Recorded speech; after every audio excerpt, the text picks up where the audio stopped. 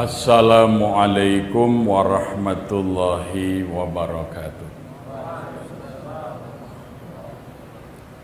Bismillahirrahmanirrahim. Alhamdulillahi rabbil alamin.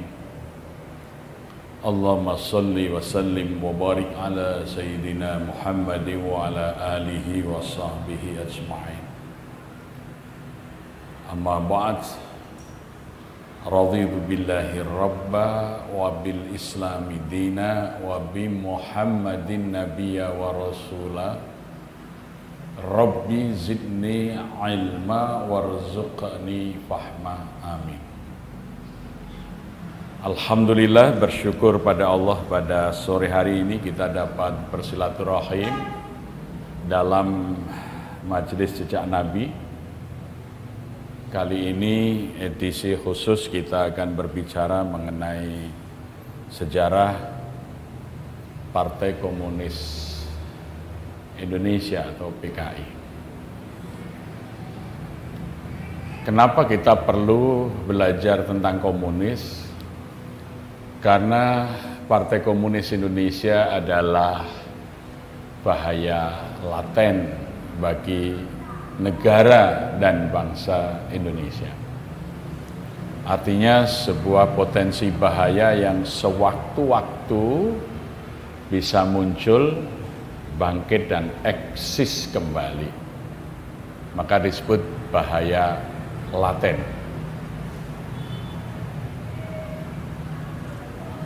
Keberadaan Partai Komunis Indonesia memang sejarahnya merupakan upaya pemerintah Hindia Belanda untuk melakukan politik divide et impera, karena pergerakan-pergerakan rakyat Indonesia sudah mulai terang-terangan menyatakan ingin lepas dari belenggu penjajahan. Bermula dari tahun 1901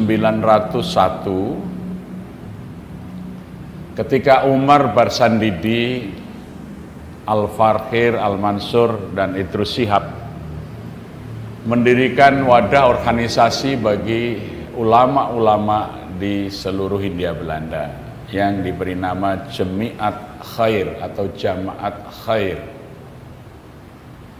Dan Jamaat Khair ini mampu menghimpun ulama-ulama Hindia Belanda, terutama yang ada di Jawa dan di Sumatera.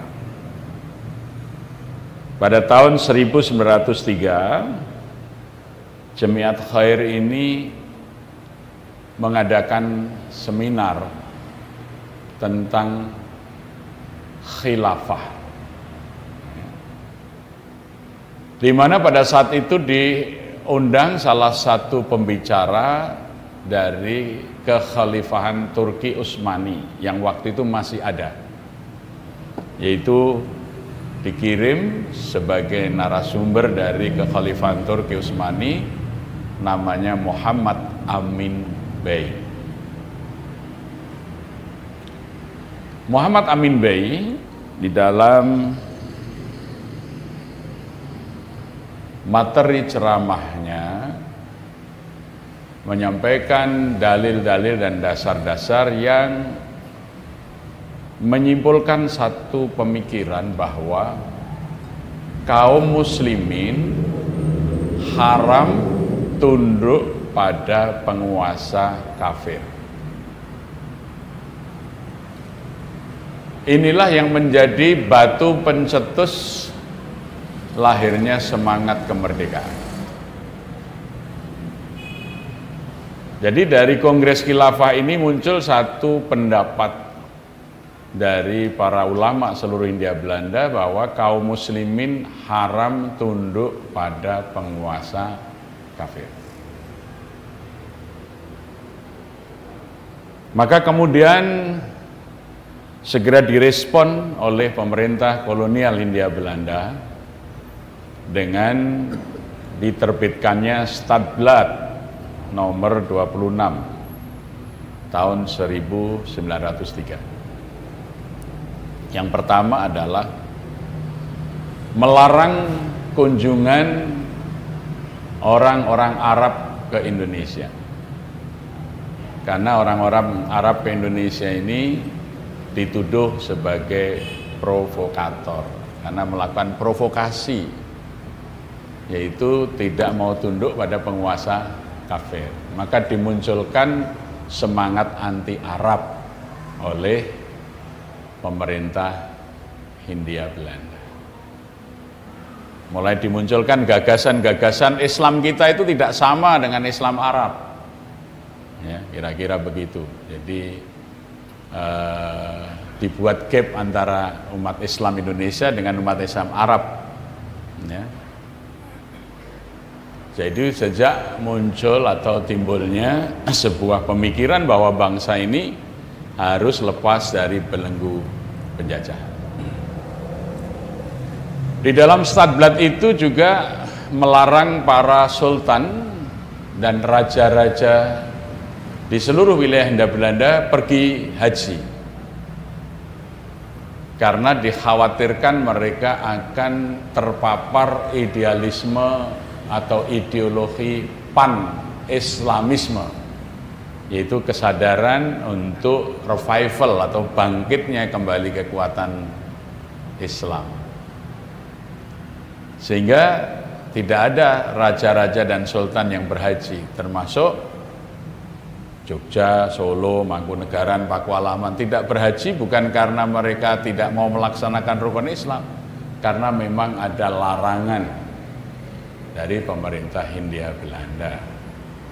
Ya. Kemudian yang ketiga, orang-orang yang pergi haji sepulang haji harus mencantumkan gelar haji di depan namanya, supaya Velpolis, Intel polisi Hindia Belanda bisa mengawasi kegiatannya. Karena mereka melihat orang-orang yang pulang haji ini selalu membuat kegiatan yang mengkhawatirkan bagi stabilitas Hindia Belanda. Ya. Sehingga kalau gelar hajinya dipakai itu gampang dimonitor. Ya. Nampaknya sampai hari ini orang-orang kita masih suka melaksanakan Stadblad ini, pulang haji kartu namanya ganti, ya. Meskipun tidak berbuat apa-apa gitu jadi. Ya. Dulu seorang Patih Madiun karena ingin sempurna agamanya, dia milih mundur sebagai patih dan berangkat haji, namanya Cokro Aminoto. Pulang haji dia berganti nama Umar Said, tapi karena diwajibkan memakai gelar haji maka dikenal Haji Umar Said Cokro Aminoto. Pulang haji langsung dia mendorong Serikat Dagang Islam, karena waktu itu Serikat Dagang Islam ketika sedang kuat-kuatnya, ekonomi umat Islam mendominasi industri tekstil terutama batik. Ekonomi umat Islam melaju pesat. Bisa kita bayangkan pada waktu berjayanya Serikat Islam itu, Haji Saman Hudi dengan usaha batiknya di Laweyan itu penghasilannya satu hari 18.000 gulden. Sedangkan gaji Gubernur Jenderal Hindia Belanda itu hanya 3.800 gulden sebulan. Ya. Jadi ketika umat Islam ini berserikat di dalam ekonomi dan jadi sangat kuat ekonominya, ini luar biasa. Maka Anda bisa lihat kalau ke Solo, ke Laweyan, itu gedung-gedung, rumah-rumah bangunannya mewah-mewah di zamannya dulu, karena kuatnya ekonomi kaum muslimin. Maka kemudian pemerintah Hindia Belanda menghancurkan Serikat Dagang Islam ini dengan cara mendatangkan Serikat Hokian dari Cina yang diberikan hak khusus untuk mengimpor bahan-bahan tekstil dan bahan perwarna batik serta lilin untuk batik. Sehingga Serikat Dagang Islam ini tidak bisa lagi kulaan langsung ke luar negeri, dia harus beli dari Serikat Cina ini. Ini karena Undang-Undang Pabean yang diterbitkan oleh VOC atau pemerintah Hindia Belanda untuk melumpuhkan Serikat Dagang Islam, dan tahu yang dalam kultur berdagang persyarikatannya kuat adalah Cina, didatangkan serikat dari Hokkien. Ya. Jadi kalau ekonomi syariat ini kuat luar biasa.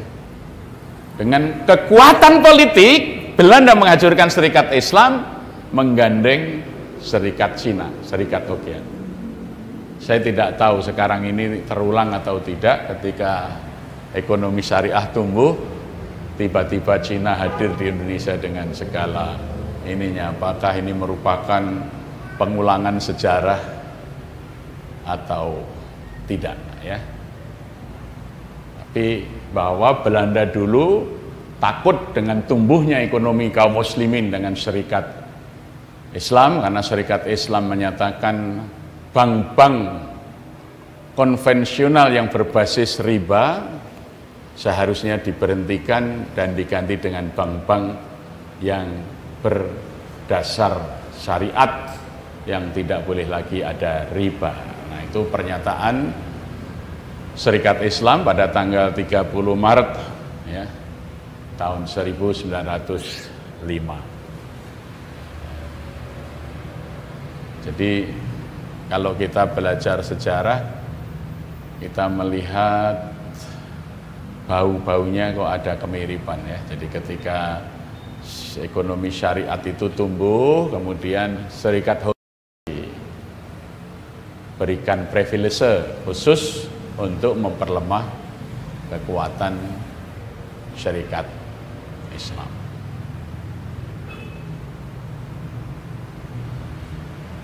Maka kemudian Cokroaminoto ini mendorong agar kaum muslimin berpolitik, jangan hanya ngurus serikat dagang. Karena kalau tidak berpolitik kita tidak bisa mengambil keputusan. Maka pada tahun 1911 Serikat Dagang Islam berubah menjadi Serikat Islam sebagai gerakan politik. Ya, itu dorongan dari Cokroaminoto yang kemudian menjadi tokoh sentral dari Serikat Islam itu sendiri. Ya. Jadi perjuangan ekonomi itu akan mudah ditaklukkan kalau tidak ada dukungan politik. Serikat Islam itu sudah sangat kuat jaringan ekonominya, tetapi ketika politik Hindia Belanda dengan keputusan mengatur pabean cukai, tidak boleh ada serikat yang memasukkan barang-barang impor terkait dengan bahan tekstil yang itu merupakan industri basic bagi Serikat Islam, kecuali hanya Serikat Cina. Nah, ini kan keputusan politik. Jadi kalau gerakan ekonomi tidak didukung oleh kekuatan politik, omong kosong kata-katanya. Maka umat Islam harus bangkit di bidang politik, membangun kekuatan politik bagi mendukung gerakan ekonomi, sosial, dan lain sebagainya. Tumbuhlah kesadaran politik. Bahkan kemudian Serikat Islam sudah mulai menyatakan terang-terangan bahwa nasionalisme kebangsaan Indonesia yang bertujuan untuk kemerdekaan bangsanya adalah cita-cita paling tinggi dari Serikat Islam. Maka bendera Serikat Islam itu dulu gambarnya banteng ketaton, banteng dengan kepala miring karena ngamuk, ya, dilingkari bulan bintang dengan semboyan Joyo Kuwoso. Artinya kalau kita sukses kita berkuasa. Maka partai-partai turunannya itu seperti Bung Karno mendirikan PNI, dia ambil kepalanya saja, jadi kepala banteng ngamuk itu ya, PNI ya. Masumi ambil bulan bintangnya, NU ambil buminya, itu semuanya turunan dari Serikat Islam. Ya, itu. Maka kemudian pemerintah Belanda tidak bisa secara keras melarang gerakan-gerakan yang betul-betul didukung rakyat, karena pengaruh Cokro Aminoto dengan SI-nya itu mengalahkan pengaruh para sultan dan raja-raja, sehingga para sejarawan Belanda menyebut Cokro Aminoto adalah Raja Jawa tanpa mahkota. Maka kemudian Belanda mengambil strategi divide et impera. Militansi anggota Serikat Islam itu harus diimbangi dengan kekuatan militan yang lain yang bisa memecah kekuatan Serikat Islam.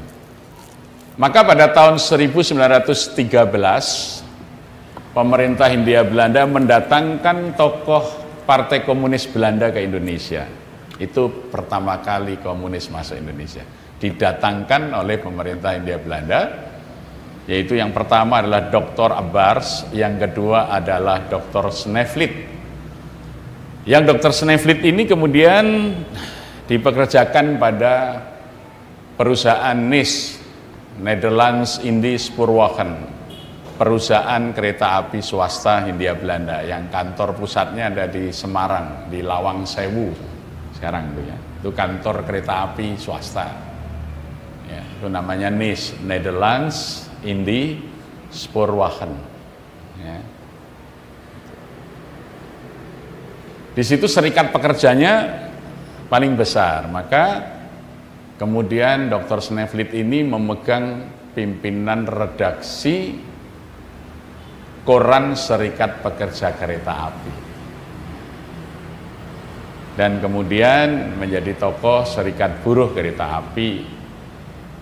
Dan kemudian dia mendekati tokoh-tokoh muda Serikat Islam seperti sekretarisnya namanya Alimin, Semaun, Darsono, yang memegang kunci sekretariat Serikat Islam yang pusatnya di Semarang,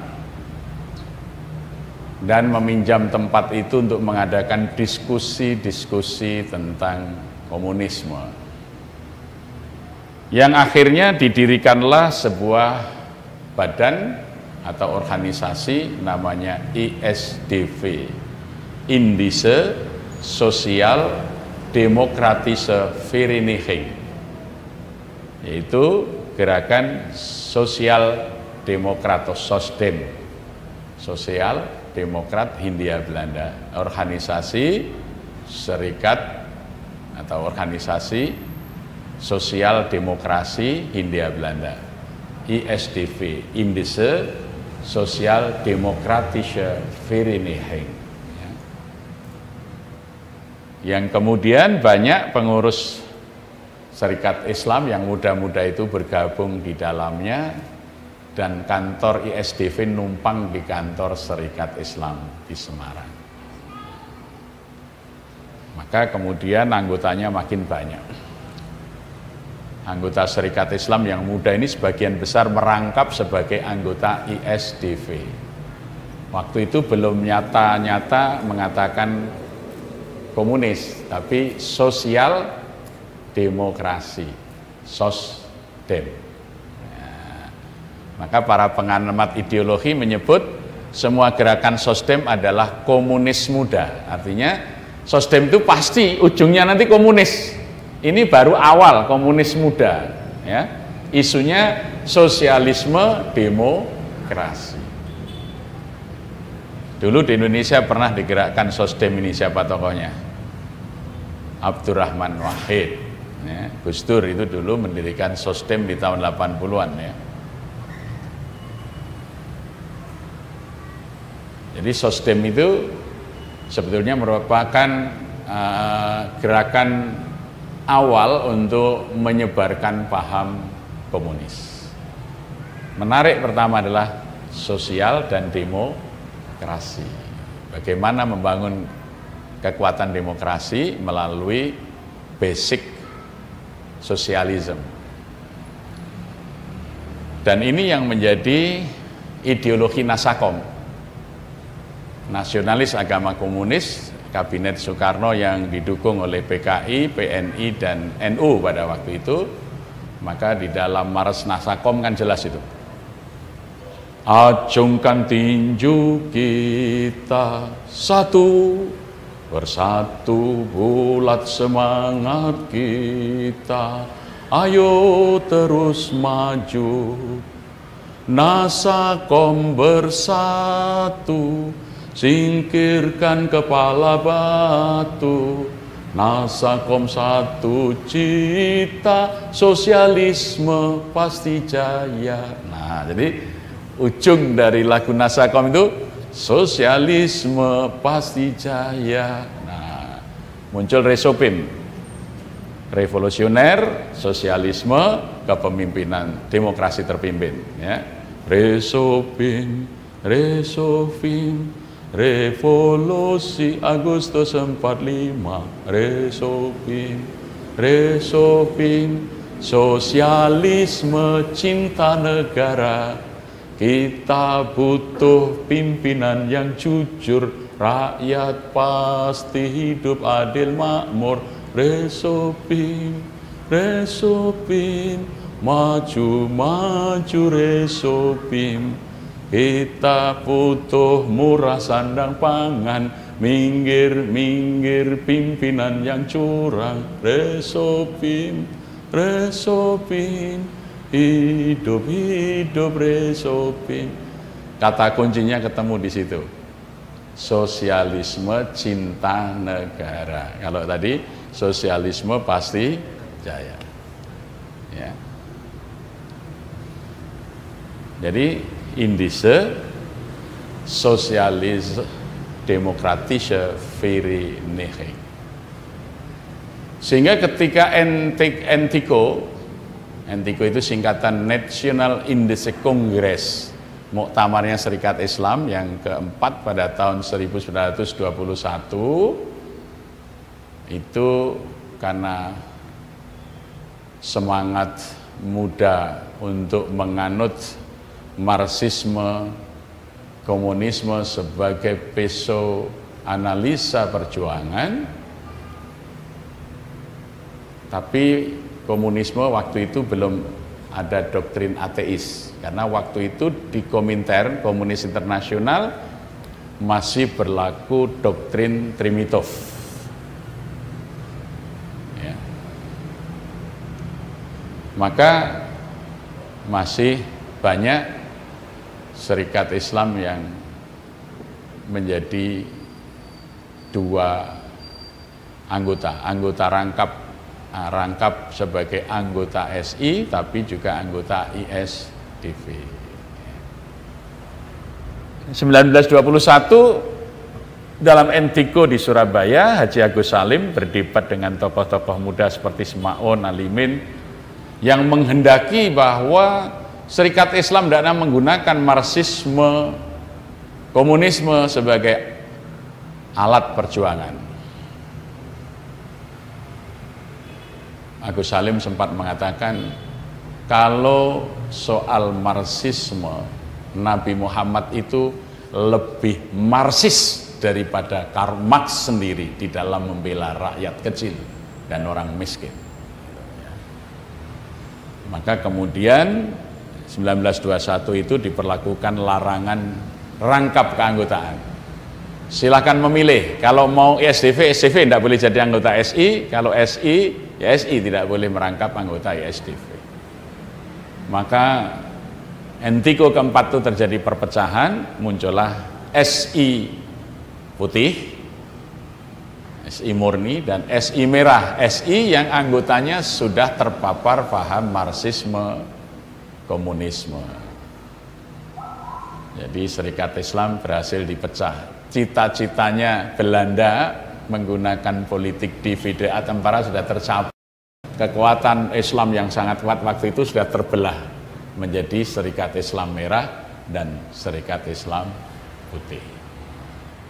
1913 dimasukkan, 1921 sudah berhasil memecah kekuatan pro kemerdekaan itu. Ya. Kemudian Serikat Islam Merah ini jargon-jargonnya selalu menggunakan jargon Serikat Islam, yaitu rakyat, membela rakyat, tanah untuk orang miskin dan lain sebagainya. Maka mereka kemudian tidak mau lagi setelah kuat memakai nama Islam, maka mereka merubah menjadi Serikat Rakyat. Serikat Rakyat ini diketahui oleh seorang tokoh intelektual muda yang dulu juga aktif di Serikat Islam, seorang anak bupati dari Tuban, namanya Raden Mas Tirto Adisuryo,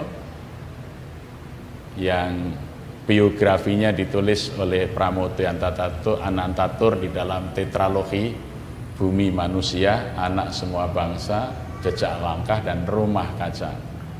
Itu mbah buyutnya Dewi Yul, ya, itu namanya Raden Mas Tirto Adisuryo. Itulah tokoh sentral Serikat Rakyat yang semula anggota SI, jadi SI Merah dan menjadi Serikat Rakyat.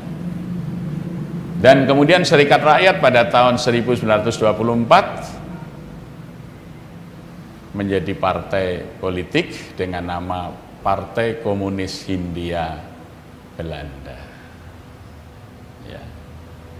Karena belum merdeka, namanya masih Hindia Belanda.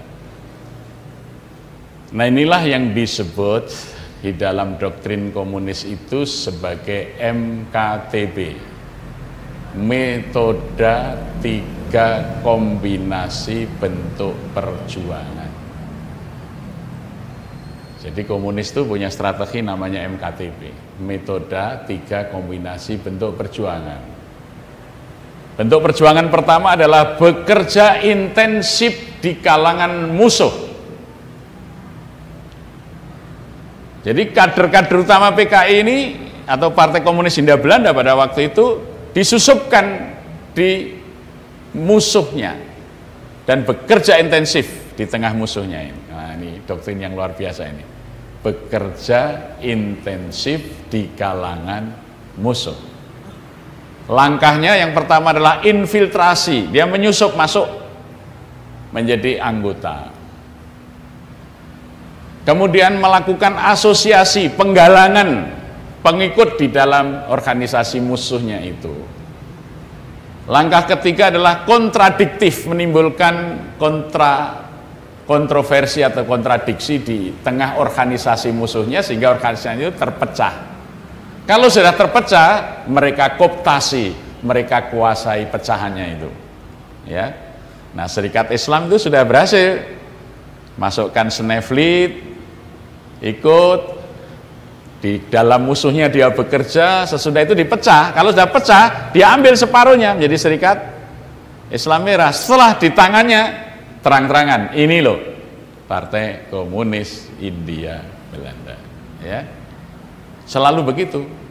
Ini bekerja intensif di kalangan musuh.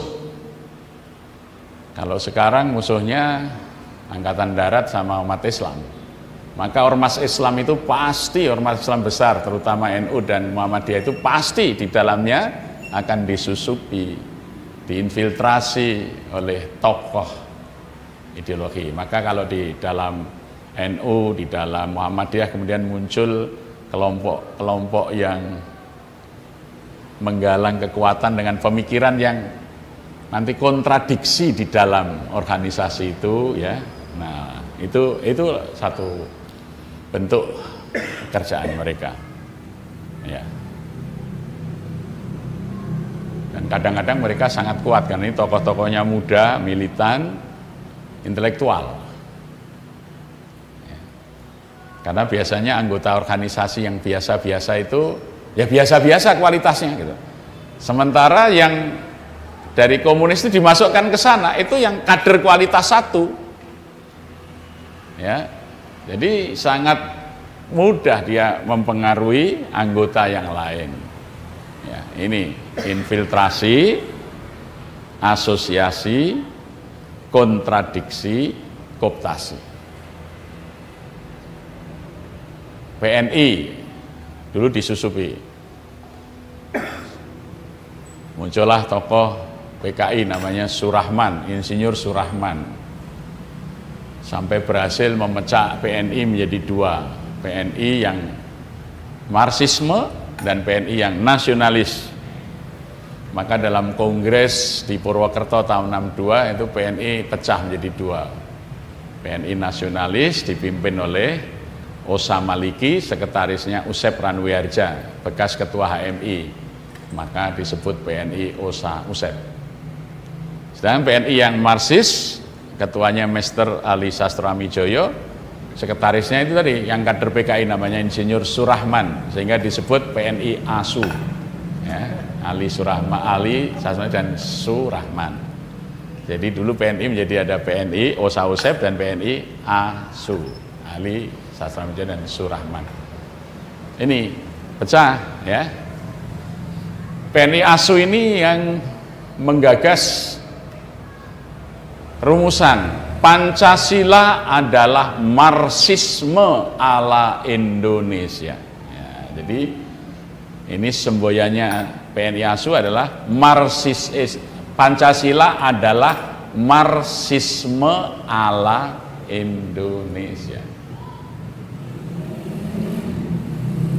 Jadi separuh kaum nasionalis itu sudah dikuasai menjadi Marxis.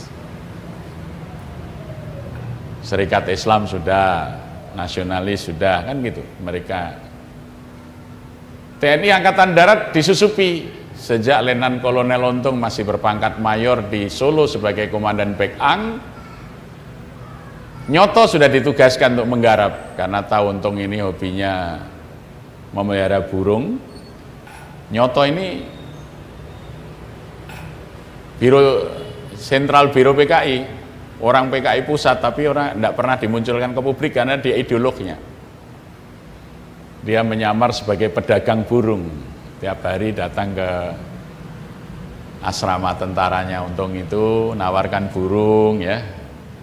Ya, sambil nawarkan burung, kan orang kan nawaran burung, lihat burungnya ngocehnya kayak apa, maka lama-lama bicara politik. Wah, ini ada bakul burung kok politiknya tinggi. Wah, tertarik Ontung itu, sampai akhirnya Ontung sudah menjadi kader PKI sejak di Solo.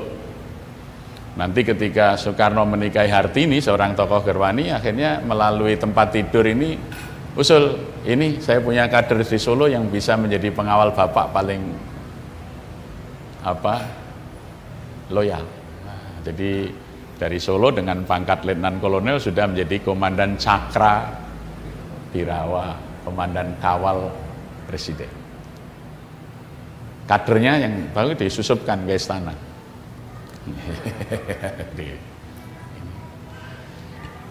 Ini bekerja intensif di kalangan musuh. Maka Angkatan Darat sudah tersusupi.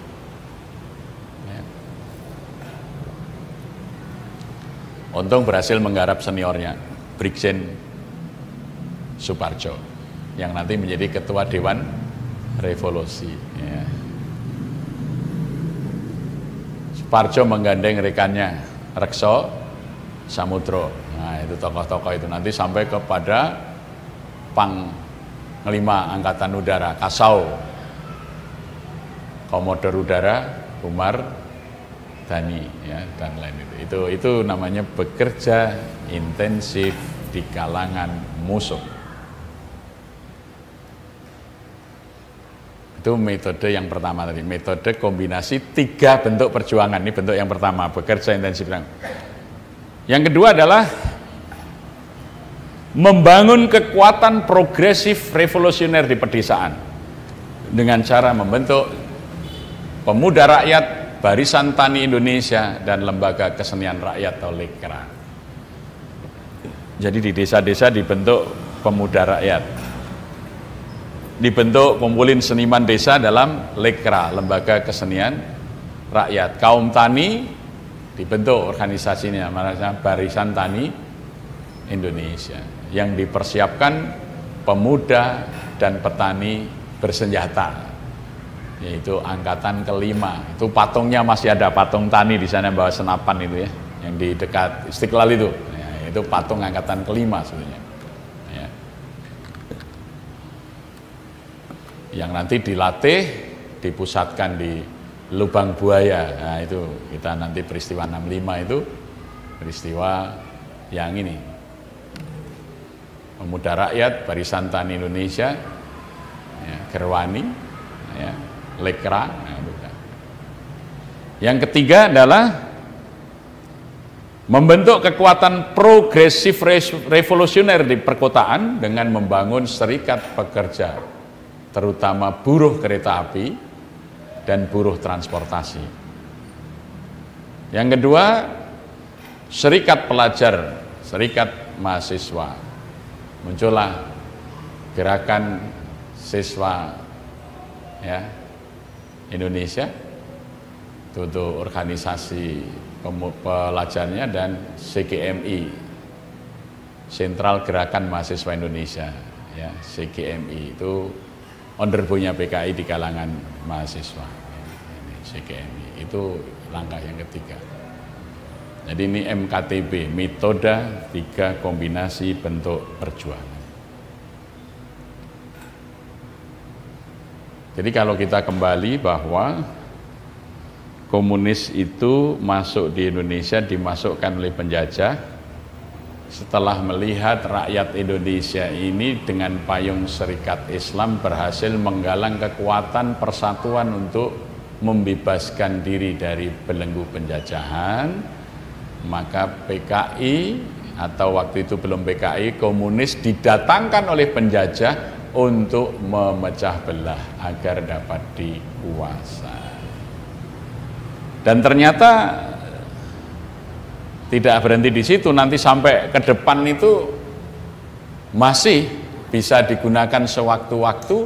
Ketika umat Islam kuat, mereka ini akan menjadi alat untuk memecah belah bangsa. Mereka menggunakan Pancasila juga. Jadi ID di dalam PKREV, Pendidikan Kader Revolusi, namanya trainingnya PKI itu namanya PKREV, ya, Pendidikan Kader Revolusi. Itu selalu mengatakan Pancasila adalah alat pemersatu bangsa, saudara-saudara. Maka kalau bangsa Indonesia sudah bersatu, Pancasila sudah tidak diperlukan lagi. Saatnya bangsa Indonesia menjadi negara komunis. Jadi Pancasila itu hanya alat pemersatu bangsa. Kalau bangsa Indonesia sudah bersatu, Pancasila tidak diperlukan lagi. Jadi PKI itu selalu ketika lemah dia mengatakan kami Pancasila. Musuhnya dicap, kamu bukan Pancasila, kamu musuh Pancasila. Itu ciri khas PKI. Ya, tapi kalau dia sudah kuat, Pancasila mereka hilangkan menuju komunisme. Ya.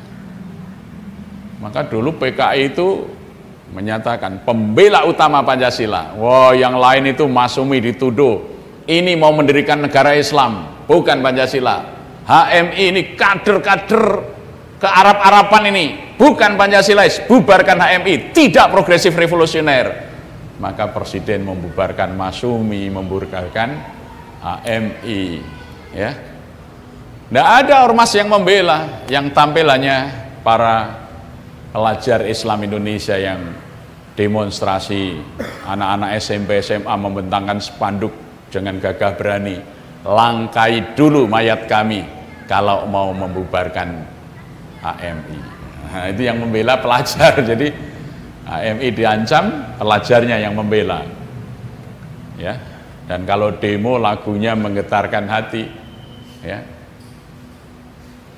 Mengenangkan nasib perjuangan sebangsa dan setanah airku, aku meninggalkan kemewahan, aku maju terus menyerbu.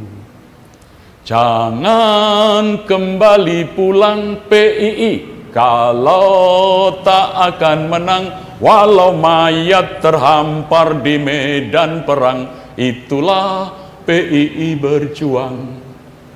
Tinggallah ayah, tinggallah ibu, relakan daku pergi berjuang.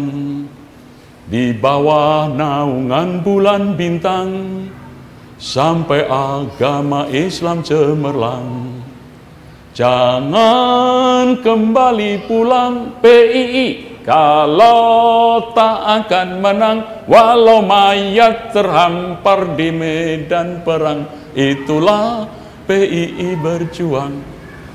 Ya, militan pelajar-pelajar kita ini luar biasa. Ormas-ormas besar yang lainnya, yang satu bergabung, yang lain diam, tidak begitu berani. Hanya para pelajar Islam Indonesia ini yang dengan gagah berani, ya, untuk membela HMI waktu itu. Langkai dulu mayat kami. Semboyannya adalah tandang ke gelanggang walau seorang. Nah, jadi semboyannya anak-anak PI, tandang ke gelanggang walau seorang. Ayatnya infiru khifafan wasiqala. Berangkatlah dalam keadaan ringan maupun berat. Wah, itu luar biasa dulu. Batra-batra PI itu melahirkan para pelajar-pelajar yang sangat militan membela agama Allah. Tandang ke gelanggang walau seorang. Ya. Jadi kita kalau belajar sejarah Partai Komunis Indonesia, yang dulu Partai Komunis di Belanda itu berasal dari Serikat Rakyat itu dari Serikat Islam Merah, Serikat Islam Merah itu dari Serikat Islam yang disusupi ISDV. Nah, inilah strategi dari musuh Islam, divide et impera, memecah belah untuk menguasai. Maka ketika Indonesia menyatakan proklamasi kemerdekaan, PKI tidak bergabung, tidak mengakui proklamasi 1945. 62 anggota Dokoritsu Cumbeco Sake itu tidak satupun utusan PKI, karena PKI menganggap ini adalah kolaborasi Soekarno-Hatta dengan fasisme Jepang. Mereka tidak mau ikut. Ya. Mereka menganggap proklamasi 45 itu hadiah dari Jepang. Mereka ingin mendirikan negara dengan perjuangan rakyat sendiri. Maka justru setelah Indonesia merdeka tahun 1945, dimulai dari peristiwa 3 kota, Batang, Pekalongan, ya, Tegal, itu ketua PKI di sana Muhammad Yunus, ya, membuat gerakan tentara rakyat menyerang BKR, Badan Keamanan Rakyat. Jadi markas-markas tentara itu diserang oleh mereka. Direbut senjatanya. Gerakan ini meluas, kemudian ke Solo, ke Ngawi, ke Pacitan, Magetan, Madiun, dan terakhir di Madiun pada tanggal 19 September 1948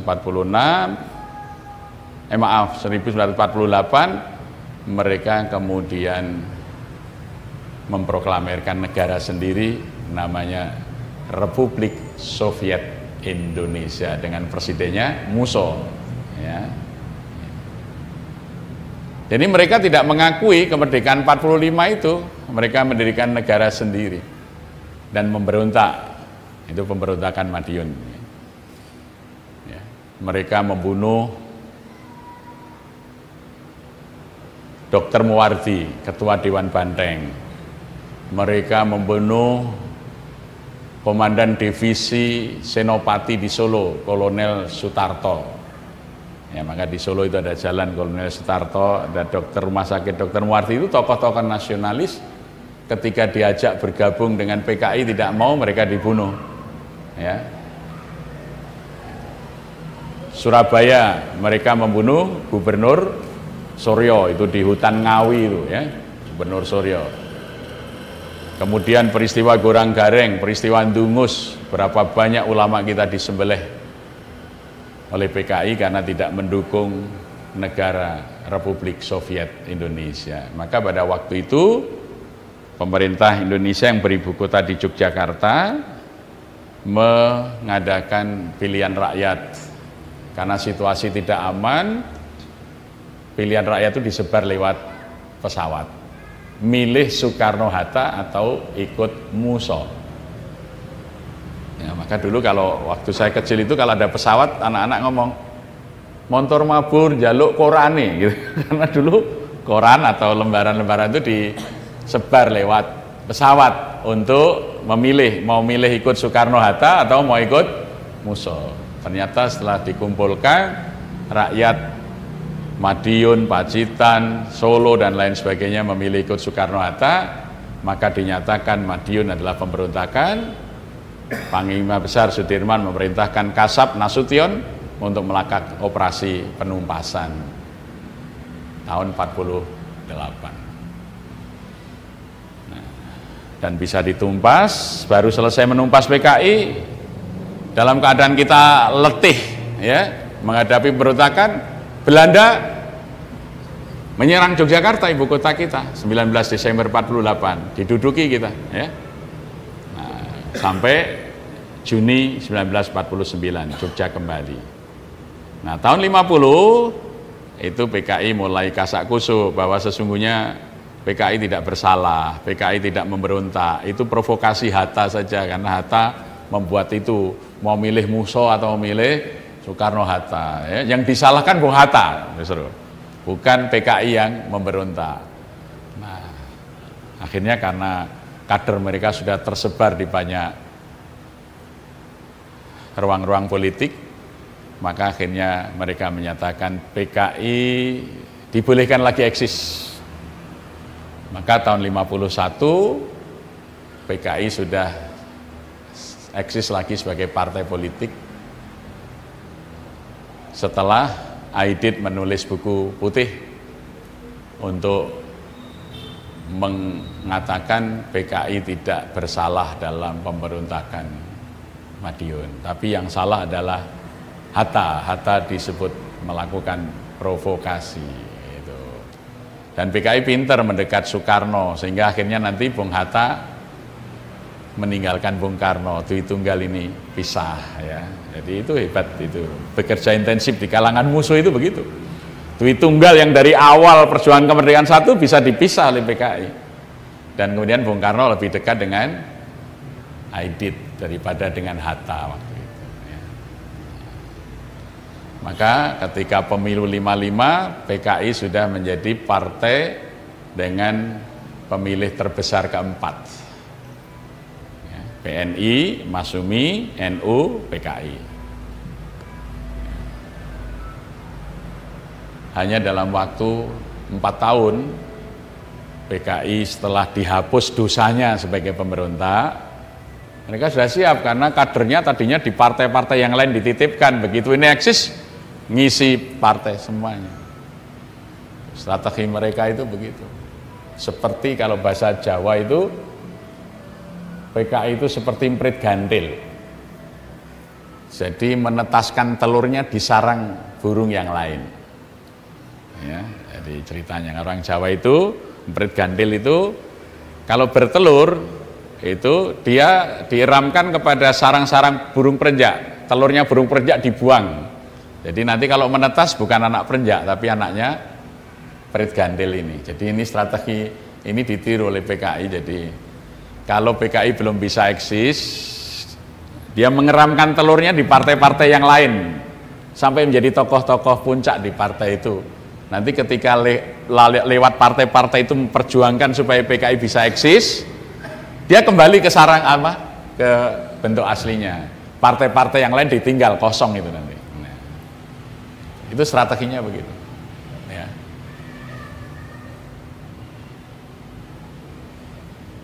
Prit gandil. Maka dulu kalau menjadi kode-kode rahasia, jadi ya tit gitu ya suaranya burung kedasi atau prit gandil itu ya.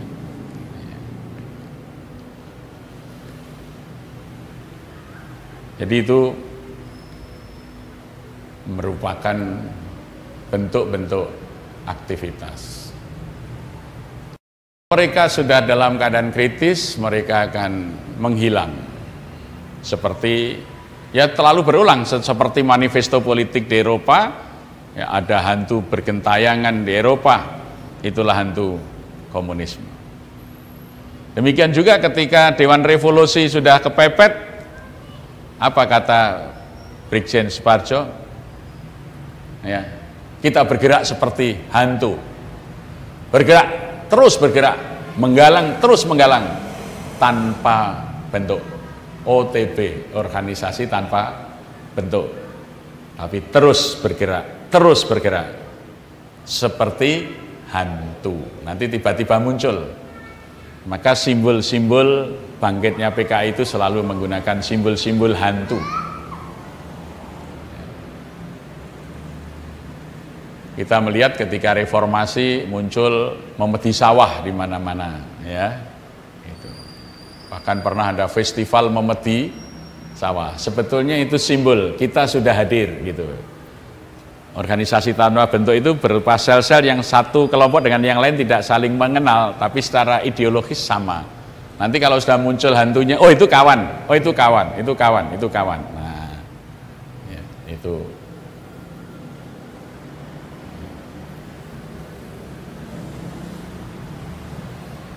Jadi kalau kita lihat sejarah ini, sepertinya suasana politik akhir-akhir ini kok seperti tahun 63-64. Ya, gitu. Saya tidak tahu apakah MKTB itu berjalan intensif dan sudah kuat waktunya untuk hadir, maka tokoh-tokoh Islam yang mengalami masa-masa seperti itu sekarang mendorong kita belajar sejarah tentang komunis, nonton lagi film PKI yang dihilangkan dalam sejarah, dan bahkan mereka akan mendorong pemerintah minta maaf. Nanti kalau pemerintah minta maaf, organisasi itu langsung bangkit dan langsung anggotanya yang terserak itu berkumpul. Partai-partai tempat bernaung itu akan kosong. Ya. Jadi mereka sudah merasa cukup anggotanya dititip di mana-mana, itu sudah cukup dewasa, sudah saatnya sarang baru tumbuh. Saya beberapa minggu yang lalu ditemui oleh 3 perwira tinggi Angkatan Darat. Secara khusus saya diminta bertemu di Kodim, tidak ada orang lain. Saya diminta menyampaikan pendapat situasi politik hari ini dan kira-kira PKI itu bergerak seperti apa, di mana, gitu. Kira-kira begitulah. Itu diskusi dari pagi sampai siang.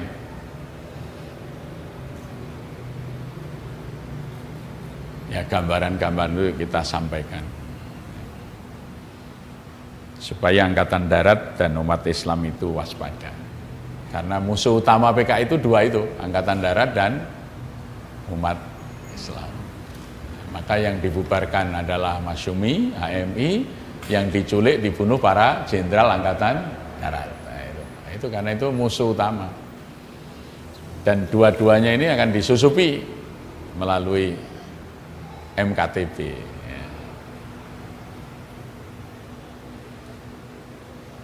Jadi kalau dulu ada demonstrasi, maka akan digerakkan demonstrasi tandingan. Jadi diadu rakyat.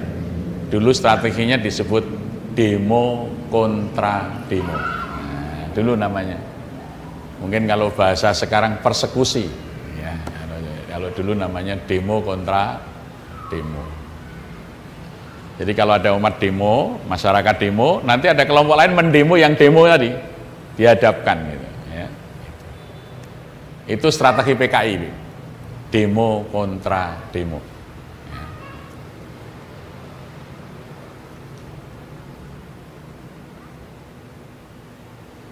Oleh karenanya kita khawatir saja kalau situasi ini kok banyak kesamaan, apalagi ketika Fadlizon mengunggah potong BP Angsa, loh kok persis ya. Jadi dulu di sini kalau pagi operasi dari RPKAD itu, RPKAD Resimen Komando Angkatan Darat itu, dia mulai operasi dengan lagu komandonya, siap senjataku di tangan kanan, ikat pinggang penuh peluru granat tangan, ayo serbu, serang Gestapo, sampai titik darah penghabisan, hancur lebur perintah kemerdekaan.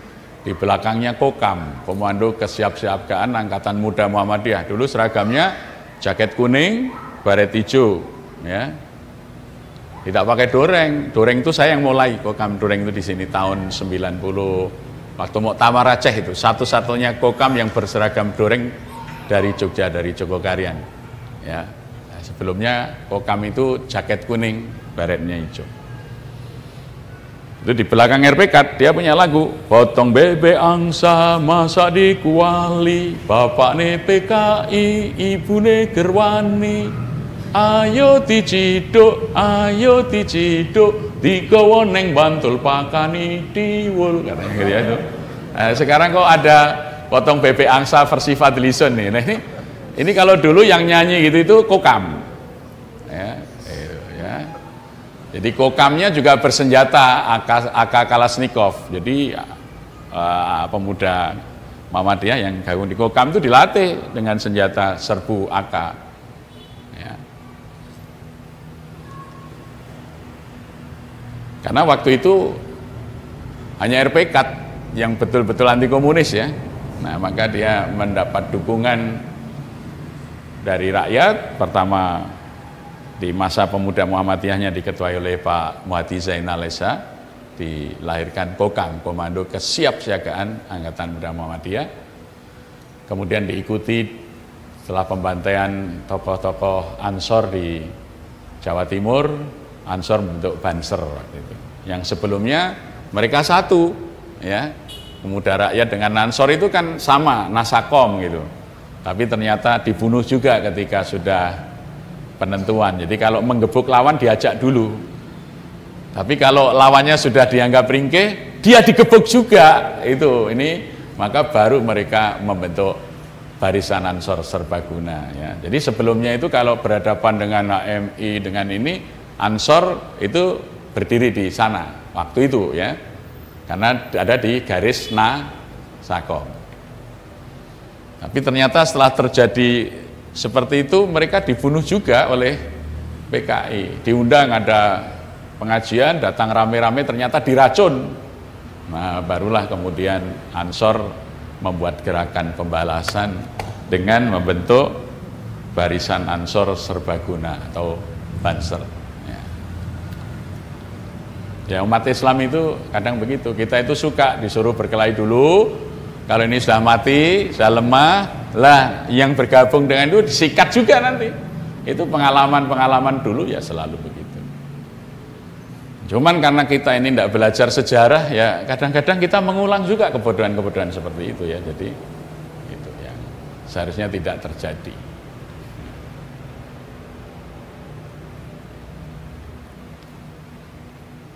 Jadi waspada bahwa situasi di saat generasi muda lengah karena tidak ngerti sejarah, tidak ngerti peta kehidupan kebangsaan ini, ya, kita ragu-ragu untuk melangkah. Nah, di saat seperti itu kita kebingungan, tidak punya arah, maka kita akan dikotak-kotak untuk satu persatu dimasukkan tempat penyembelihan gitu ya. Jadi itu tanpa sadar. Maka oleh karena itu kajian sejarah ini harus kita bangkitkan kembali, kesadaran masyarakat kita bangun kembali akan bahaya laten ini. Ya syukur tanggal 30 September masjid-masjid dan kaum muslimin mengibarkan kembali bendera setengah tiang sebagai tanda ya duka cita atas kematian para tokoh anti komunis pada waktu itu. Tidak hanya kalangan jenderal, tapi di Jogja itu pahlawan ampera anak SMP yang namanya Aris Margono ya. dan Munandar, maka disingkat ARMA. Ya.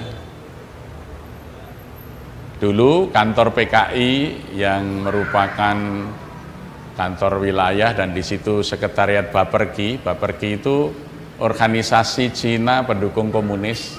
Itu kantornya di sebelah barat Air Mancur, sebelah barat Bank Indonesia. Dan kemudian diduduki oleh para pelajar karena di situ ditembak mati oleh pengawal presiden Cakrabirawa yang jaga di Gedung Agung, kan utaranya Gedung Agung itu. Demonstrannya itu masih pelajar, anak SMP Muhammadiyah 9 dulu, sekarang SMP Muhammadiyah 5 yang di Patean itu. Ya, itu anak-anak SMP yang mati sebagai pahlawan ampera kita itu. Ya, maka diabadikan menjadi radio ARMA 11. Karena ARMA itu Aris, Munandar dan Margono yang tertembak mati di Jalan Kehadalan nomor 11. Maka radionya namanya ARMA 11, itu radio eksponen 66 dulu. Ya, kalau di Jakarta mahasiswa UI Arif Rahman Hakim, ya. Nah, kemudian sama 7 jenderal itu. Kalau di Jogja 1 kolonel, 1 letnan kolonel, yaitu Kolonel Katamso yang kemudian setelah mati dinaikkan anumerta 1 pangkat menjadi Brigjen Katamso, dan Letnan Kolonel Sugiono menjadi Kolonel Sugiono. Ya. Saya meskipun waktu itu masih kecil sempat dibawa oleh bapak saya naik tank yang mengangkat jenazah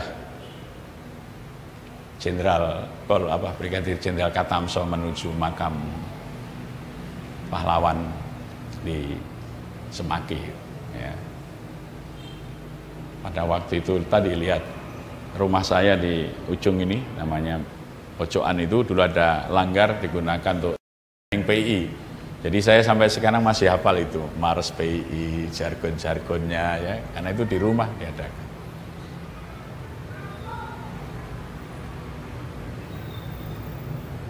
Kampung ini merupakan front. Jadi benar-benar ya, kalau waktu itu RPK bersama umat Islam tidak memenangkan pertarungan, sering saya sampaikan di sini yang berdiri bukan masjid, ini patung Mao Zedong di sini. Ini yang rumah tinggi sampai sana itu dulu lapangan, namanya lapangan semi. Itu di situ Lekra mengadakan pentas ketoprak. Matine Gusti Allah, ya. Itu di kampung ini. Jadi kalau hari ini kita melihat situasi seperti ini kok terasa sama. Banyak kesamaan situasinya itu. Dulu harga-harga mahal sampai rakyat, diwakili mahasiswa protes turunkan harga beras. Banyak rapat rakyat kelaparan. Itu presiden mengundang para penyanyi, penari, dia berdansa dengan istri barunya Hartini, diiringi musik membantah tentang rakyat yang kelaparan. Ya. Jadi mereka membuat lagu. Ya. Siapa bilang Bapak dari Blitar, Bapak kita dari Prambanan. Siapa bilang rakyat Indonesia lapar, Indonesia banyak makanan. Nah itu serat-serat. Jadi presiden dengan para artis itu nyanyi dan nari-nari, lagunya membantah kritis mahasiswa bahwa banyak orang Indonesia kelaparan. Padahal waktu itu juga, wah susah juga, kami itu makan nasi itu belum tentu seminggu sekali sampai dibuat namanya beras tekad. Beras itu dibuat dari telo kacang jagung digiling menjadi beras buatan itu. Itu sudah mending. Kalau yang lebih miskin lagi makan bonggol pisang, ya, makan gaplek, ya. Tapi istana mengadakan pesta dengan lagu tadi membantah. Ya, siapa bilang Bapak dari Blitar, Bapak datang dari Prambanan, siapa bilang rakyat Indonesia lapar, Indonesia banyak makanan. Jadi ya saya nggak tahu nanti akan ada lagu yang membantah dolar naik atau apa, nggak tahu saya. Jadi ya, tapi itu pola-pola yang dulu ya terjadi dan masih bisa kita lihatlah di arsip itu. Ya. Jadi umat Islam mesti waspada melihat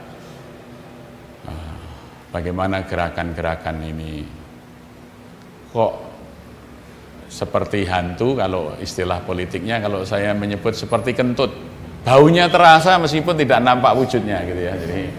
Jadi bau-bau komunis itu ada ini gitu, tapi belum nampak mukanya ya. Nah, karena itu saya sangat setuju ketika Pak Din Samsudin dan tokoh-tokoh umat, dimulai dari waktu itu Panglima TNI menyuruh menonton film, karena sebenarnya itu pemetaan ya, siapa sesungguhnya yang pro komunis pasti akan nyinyir terhadap perintah nonton, tapi yang anti komunis pasti mendukung. Sebetulnya kan akan kelihatan gitu ya, yang ngomentari nonton itu dengan nyinyir berarti bagian dari yang sudah masuk perangkap ya. Mereka yang anti komunis pasti mendorong dilaksanakan ini ya. Nah nanti maka dilihat tokohnya ketika gerakan nonton bareng film G30S, siapa yang pro siapa yang kontra, itu sudah menggambarkan sebetulnya ya seberapa jauh MKTB itu sudah berjalan ya, itu seberapa jauh bekerja intensif di kalangan musuh itu berjalan ya. Bahkan mungkin ada tokoh-tokoh yang dulu ormas Islam anti komunis sekarang diajak nonton gitu sinis ya. Nah kadernya ini, nah berarti ini mesti kita waspadai, jangan-jangan di situ sudah bercokol tokoh-tokohnya, sudah dikendarai organisasinya ya, sehingga tidak kontra terhadap gagasan-gagasan komunis, bahkan mungkin akan menyampaikan nggak benar, komunis itu nggak bersalah, itu fitnah itu, lama-lama komunis itu boleh ada lagi. Nah itu seperti tahun 51 nanti akhirnya PKI boleh eksis lagi. Nah ujungnya itu nanti. Maka umat Islam sekali lagi harus tahu sejarah ini, karena sudah sejak reformasi sejarah tidak pernah lagi diajarkan pada anak-anak terutama mengenai peristiwa G30S PKI, sehingga kita ini sangat buta. Bahkan saya sering diundang oleh TNI baik di Kodam, di Korem untuk bicara bahaya laten komunis, karena sekarang Danrem saja usianya kan muda-muda, mereka tidak begitu menghayati situasi pada waktu itu ya. Tapi doktrin Angkatan Darat anti komunis itu terus ada, cuman para perwira sekarang ini kan usianya pada saat peristiwa terjadi belum memahami, jadi itu memerlukan informasi dari luar. Maka sering sekali saya dijadikan atau diminta jadi narasumber di kalangan Angkatan Darat untuk itu.